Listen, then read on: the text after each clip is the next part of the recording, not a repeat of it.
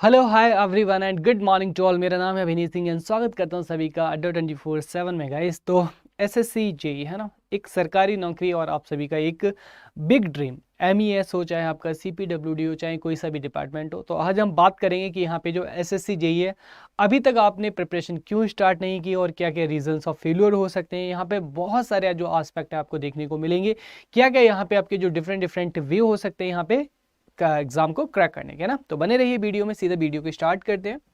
तो यहाँ पे पहला हमारा date of notification and exam date है ना। तो आप लोगों को पता है कि हमारा जो यहाँ पे डेट ऑफ नोटिफिकेशन है वो कितना है आपका 26 ऑफ जुलाई। तो जुलाई में देखिए यहाँ पे एग्जाम है हमारा। तो यहाँ पे जो जुलाई है 26 ऑफ जुलाई, यहाँ पे क्या आ जाएगा आपका नोटिफिकेशन डेट आ गया, ठीक है। और यहाँ पे आपका जो एग्जाम है टेंटेटिव डेट क्या दे रखा है आपको, अक्टूबर 2023 है ना। तो अभी क्या चल रहा है आपका जनवरी फरवरी है ना, फरवरी।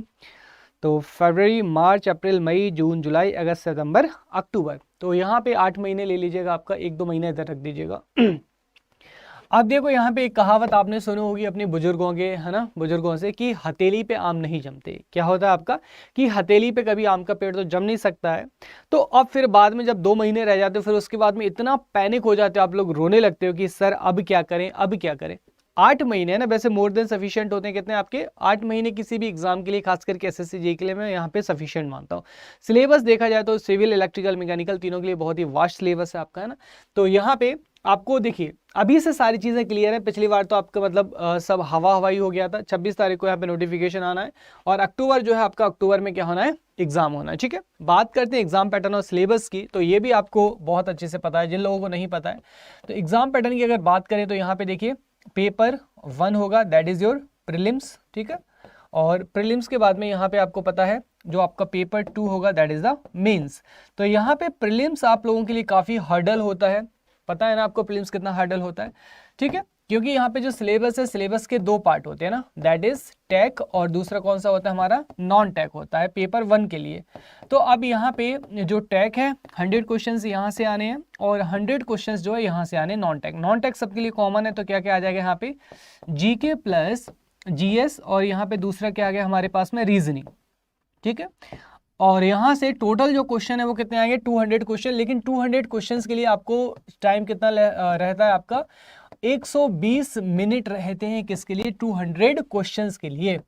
अब देखो यहाँ पे ना, ये वाला जीके जीएस आपको मतलब देखा कि सर 3 ही यहाँ पे हैं, तो इतना कौन सा बड़ा तोप हो गया जीके जीएस, है ना। तो यहाँ पे physics, chemistry, math, general science हो गया आपका। और यहाँ पे स्टैटिक जीके में आपका हिस्ट्री, पॉलिटी, ज्योग्राफी, इकोनॉमिक्स और आपका करंट अफेयर हो गया। तो ऐसा तो है नहीं है। अब मान लीजिए चलो कॉलेज से आपने अच्छा खासा सिविल, इलेक्ट्रिकल, मैकेनिकल पढ़ रखा है, लेकिन यहाँ पे जो जीके जीएस वाला पोर्शन है आप लोगों के लिए लिटिल बिट टफ होगा आपका, है ना। तो ऐसा तो है नहीं कि एक बार में आपने यहाँ पे मुगल सल्तनत के बारे में पढ़ लिया, याद हो गया, कतई नहीं रह सकता है ना।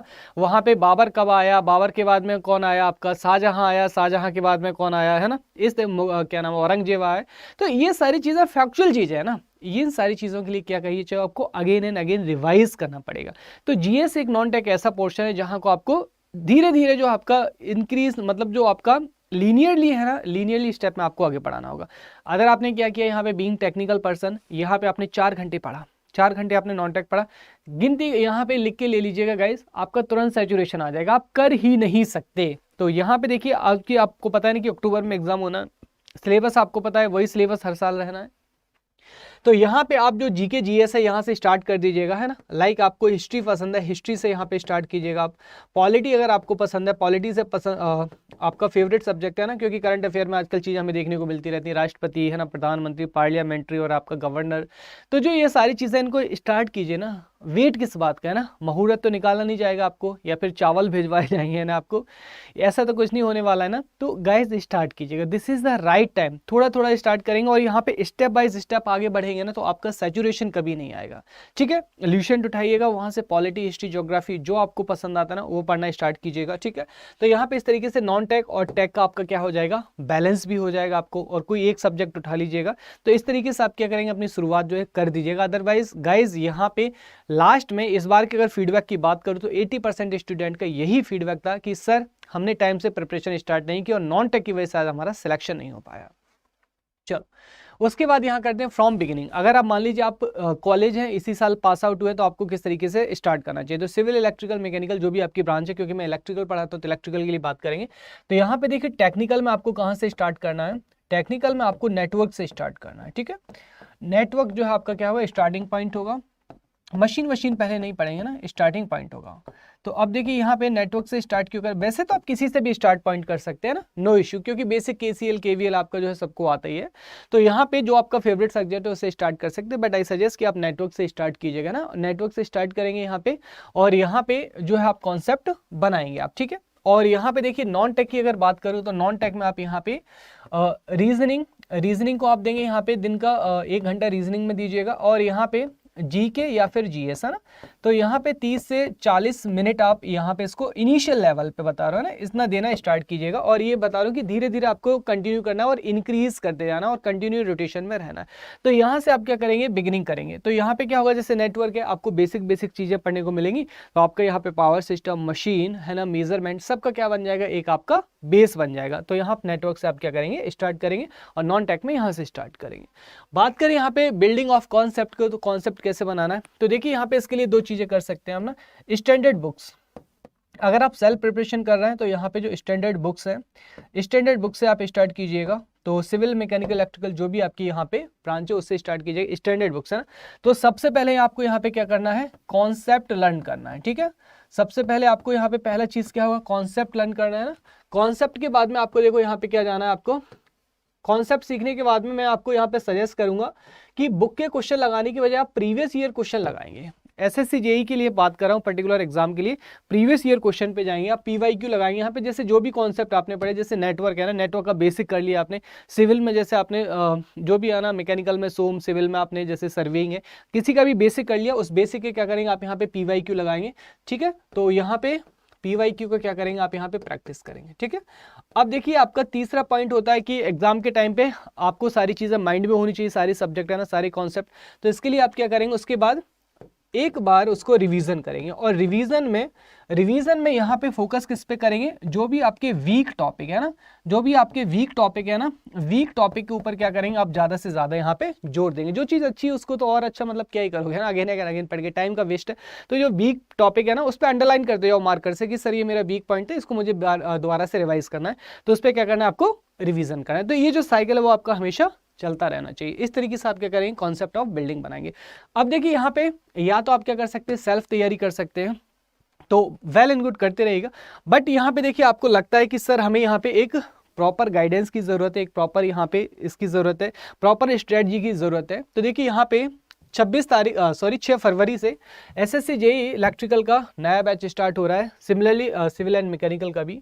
तो यहाँ पे आप देखिएगा, तो ऑल कोर्सेज में जाएंगे आप, यहाँ पे ना ऑल कोर्सेज में जाइएगा, गेट एंड इंजीनियरिंग सेलेक्ट करेंगे। उसके बाद में इलेक्ट्रिकल आप ब्रांच सेलेक्ट करेंगे, एसएससी जेईई में जाइएगा। यहाँ पे बाकी देखिए आपको सिविल, मैकेनिकल, इलेक्ट्रिकल सबका दिख जाएगा है ना। और तो अगर आप सिविल और मैकेनिकल के, तो इसको आप सिविल और मैकेनिकल में ज्वाइन कर सकते हैं। अब देखिए यहाँ पे ये जो बैच है आपका इलेक्ट्रिकल का 2.0 बैच है आपका 6 फरवरी से, यानी कि मंडे से स्टार्ट होने जा रहा है, ठीक है। न्यू बैच है आपका, सेपरेट बैच है, सबसे अच्छी बात है कि सेपरेट बैच है। अब देखो यहाँ पे जो 12,500 प्राइस है ये आपको पे नहीं करना है। यहाँ पे आपको एक मैजिकल कूपन कोड बता रहा हूँ, दैट इज Y433, ठीक है, Y433, ये आपको यहाँ पे मैजिकल कूपन कोड है लगाना है। अब मैजिक देखो दिखाता हूँ आपको है ना, जैसे इसको आप अप्लाई करेंगे कितना निकलेगा आपका, मात्र 2874 रुपए का। अगर ऐप डाउनलोड करके करते हैं तो और आपका सस्ता पड़ जाएगा।